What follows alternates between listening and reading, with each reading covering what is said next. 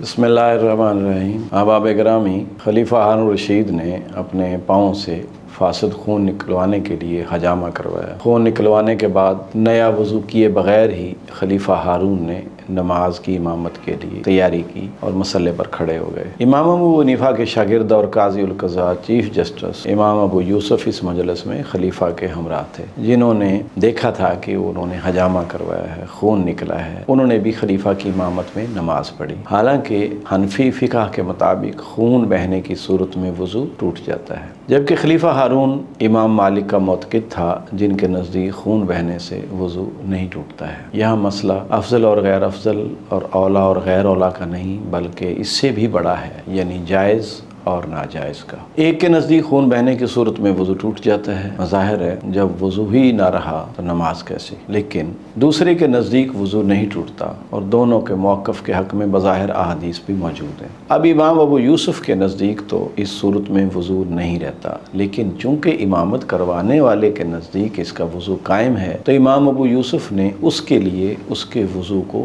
تسلیم کیا ہے۔ البتہ ایسی صورت میں اگر امام ابو یوسف خود ہوتے تو وہ دوبارہ ہی وضو کرتے۔ اب ہمارے ہاں تو کسی کو یہ معلوم ہو جائے تو وہ کہے گا کہ جب میرے نزدیک اس کا وضو ہی نہیں تو میں اس کے پیچھے نماز کیسے پڑھوں؟ سردیوں کے موسم میں ایک بار ایک مقتدی نے مجھ سے پوچھا کہ آپ نے جرابوں پر مسح کیا ہے یا پاؤں دھو کر جرابیں پہنی ہیں؟ میں نے کہا میں نے ابھی وضو کر کے جرابیں پہنی ہیں، لیکن آپ نے یہ سوال مجھ سے کیوں کیا ہے؟ اس نے کہا کہ اس لیے کہ اگر آپ نے جرابوں پر مسح کیا ہے تو آپ کی امامت میں ہماری نماز نہیں ہو سکتی۔ آپ کی نماز کیوں نہیں ہو سکتی؟ میں نے سوال کیا۔ اس لیے کہ جب ہمارے نزدیک اس صورت میں وضو ہی نہیں تو ایسے امام کے پیچھے نماز کیسے ہو سکتی ہے؟ میں نے کہا کہ امام ابو حنیفہ کے شاگرد امام ابو یوسف کی تو ہو جاتی ہے، آپ کی کیوں نہیں ہوتی؟ کیا مطلب؟ اس نے حیرانی سے پوچھا۔ میں نے مذکورہ بالا واقعہ شاہ ولی اللہ کے حوالے سے اسے سنایا تو وہ یقین کرنے کے لیے تیار ہی نہ تھا۔ میں نے آخر میں اسے کہا، بھائی، شریعت نے ہمیں اپنے سے مختلف مسلک والوں کے امام کے اعمال اور حرکات کی ٹو لگانے کا مکلف نہیں کیا ہے۔ اگر آپ ہر امام کے امامت میں نماز پڑھنے کے لیے یہ تسلیاں حاصل کرتے ہیں تو آپ نے خود کو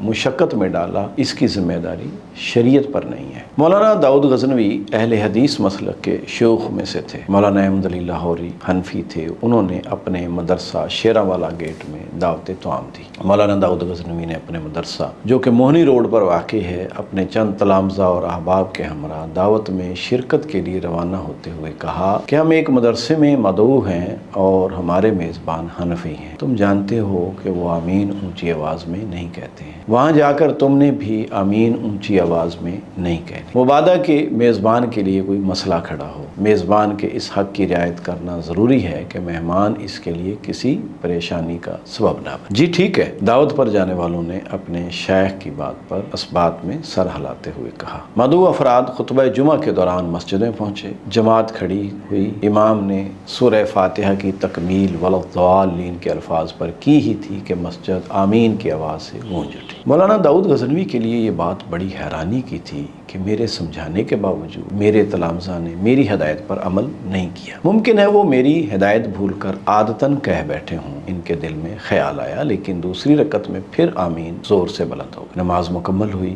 مقتدی بڑے اطمینان سے بیٹھے ہوئے تھے، نمازیوں میں کسی قسم کا اضطراب دکھائی نہ دیا۔ نماز کے بعد مہمان اپنے میزبان کے ہمراہ طعام پر پہنچے۔ دسترخوان پر بیٹھتے ہی مولانا داؤد غزنوی نے لجاجت بھرے انداز میں لہجے میں اپنے میزبان مولانا احمد علی لاہوری سے کہا، حضرت میری معذرت قبول فرمائیں۔ کس بات کی معذرت؟ مولانا لاہوری نے حیرانی سے پوچھا۔ میں نے اپنے ساتھ آنے والوں کو بہت سمجھایا تھا کہ وہ یہاں آ کر آپ کی مسجد میں آمین بالجہر نہیں کہیں گے، تو کیا ہوا؟ انہوں نے تو آج چھت پھاڑ آواز میں آمین کہی ہے۔ جب مولانا داؤد غزنوی نے یہ بات کی تو مولانا لاہوری نے کہا کہ یہ چھت پھاڑ آمین آپ کے احباب نے نہیں کہی۔ مولانا لاہوری نے مسکراتے ہوئے کہا، میں نے خود آمین دونوں رکعتوں میں سنی ہے۔ مولانا داؤد غزنوی کی فکر قائم تھی، یہ ٹھیک ہے کہ آمین اونچی آواز میں ہوئی ہے، لیکن میں یہ کہہ رہا ہوں کہ یہ آمین بالجہر آپ کے دوستوں نے نہیں کی۔ شیخ، اگر میرے احباب نے ایسا نہیں کیا تو پھر کس نے کیا ہے؟ مولانا لاہوری نے کہا کہ یہ ہمارے مدرسے کے طلباء اور مقتدی تھے، جنہوں نے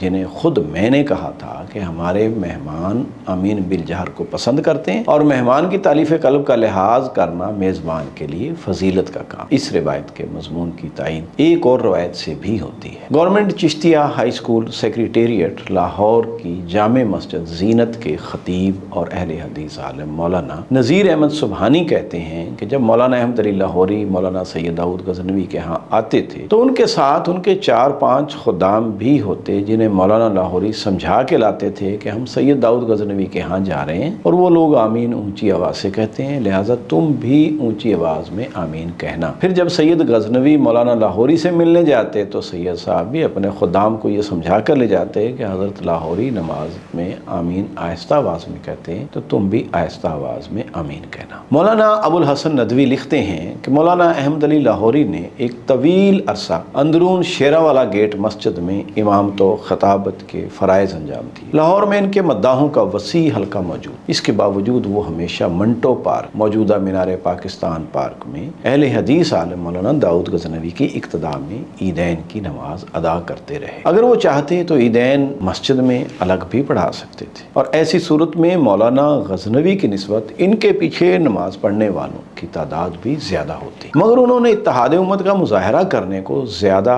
مناسب سمجھا۔ یہ دونوں بزرگ ماضی قریب کے زمانے کے ہیں، ایک مقلد مکتب فکر کے حامل ہیں اور ایک غیر مقلد مکتب فکر کے۔ دونوں کا اپنے مسلک کے اندر بہت احترام ان کی زندگی میں بھی تھا اور آج بھی انتہائی عقیدت و احترام پایا جاتا ہے۔ علم و تقوی میں بھی ایک شان رکھتے تھے، اسی لیے ایک دوسرے کی تالیف قلب کا لحاظ رکھتے تھے کہ نماز باجماعت میں آمین بالجہر اور آمین بالسر محض افضل اور غیر افضل کا مسئلہ ہے۔ جیسے جسے یار لوگوں نے مناظروں کا موضوع بنا لیا، اپنے اپنے مسلک کا شعار بنا لیا، آج دیوبندی مسلک کے بعض افراد اہل حدیث عالم کے پیچھے نماز پڑھنا محض اس بنیاد پر پسند نہیں کرتے کہ وہ غیر مقلد ہیں۔ انہیں اپنے اکابر میں سے مولانا لاہوری کے طرز عمل پر غور کرنا چاہیے کہ وہ دین کا علم اور تقوی زیادہ رکھتے تھے یا آج کے ان کے نام لیوا۔ آج غیر مقلد کے لفظ کو بعض حضرات اس طرح بولتے ہیں جیسے کسی کو گالی دینا مقصود ہو، جبکہ مولانا احمد علی لاہوری نے اپنی ایک بیٹی کی شادی خود غیر مقلدوں میں کی۔ ان کی ایک بیٹی کی شادی سودرا ضلع گجرانوالہ کے ایک اہل حدیث علمی خاندان کے مشہور حکیم مولانا عبد الحمید سودروی کے بیٹے مولانا حکیم عبد المجید سودروی کے ساتھ ہوئی۔ شادی کے بعد بیٹی نے اپنے والد مولانا لاہوری سے کہا کہ میرے خاوند اہل حدیث ہیں اور وہ مجھ سے چاہتے ہیں کہ میں بھی نماز میں رفع یدین کروں۔ یہ سن کر مولانا لاہوری نے کہا کہ بیٹی اگر تمہارے خاوند ایسا چاہتے ہیں تو تم رفع یدین ضرور کرو، امید ہے کہ اس طرح اللہ تمہیں دوہرا اجر عطا فرمائے گا، ایک سنت پر عمل کرنے کا اور دوسرے خاوند کی اطاعت اور خوشنودی کا۔ اسی سے ملتا جلتا ایک واقعہ مشہور پیر ابو انیس صوفی برکت علی یوں تحریر فرماتے ہیں کہ ایک دن کا واقعہ ہے کہ چند دوست ایک دوست کو ملنے گئے اور جنہیں وہ ملنے جا رہے تھے وہ حضرت امام احمد بن حنبل کے مقلد تھے۔ جانے والے راستہ میں یہ باتیں کرتے جا رہے تھے کہ ہمارے معزز میزبان معمر بزرگ ہیں، اگر مغرب کی نماز کا وقت وہیں آ گیا تو نماز ان کی امامت میں ادا کریں گے، اور چونکہ وہ حضرت امام احمد بن حنبل کی فقہ کے مقلد ہیں اس لیے ہم ان کی دلجوئی کے لیے رفع یدین بھی کریں گے اور آمین بالجہر بھی کہیں گے۔ چنانچہ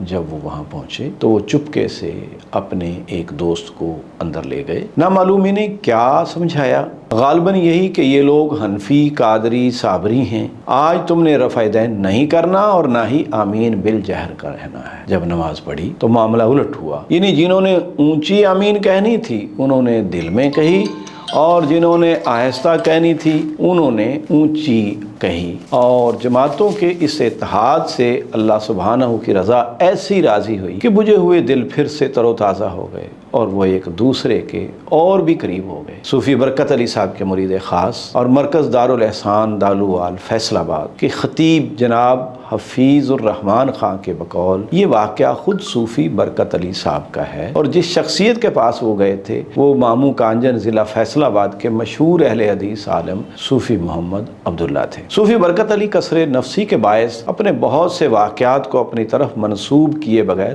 ذکر کرتے ہیں۔ مشہور اہل حدیث عالم مولانا مولانا عبدالغفار حسن کی سوانح حیات میں ان کے صاحبزادے ڈاکٹر سہیب حسن اور ڈاکٹر سہیل حسن اپنے پرنانہ کے بارے میں لکھتے ہیں کہ والدہ کے دادا حکیم محمد داؤد مسلکن اہل حدیث تھے، رفع دین پر عامل تھے، لیکن محلہ کی مسجد حنفیوں کی تھی، اس لیے وہاں نماز میں رفع دین نہ کرتے تھے۔ اس بات کا اثر ان کی اولاد پر بھی پڑا۔ ایسی بات وہی عالم دین کر سکتا ہے جو جانتا ہے کہ حضور صلی اللہ علیہ وسلم کی سنتیں ایک ہی معاملے میں 2 یا 3 بھی ہو سکتی ہیں۔ اہل فقہ نے ان میں سے جسے اپنی تحقیق کے مطابق قابل ترجیح سمجھا اسے اختیار کر لیا۔ آئیے ہم بھی ایک دوسرے کے لیے اپنے دلوں کو وسعت دیں۔ شکریہ۔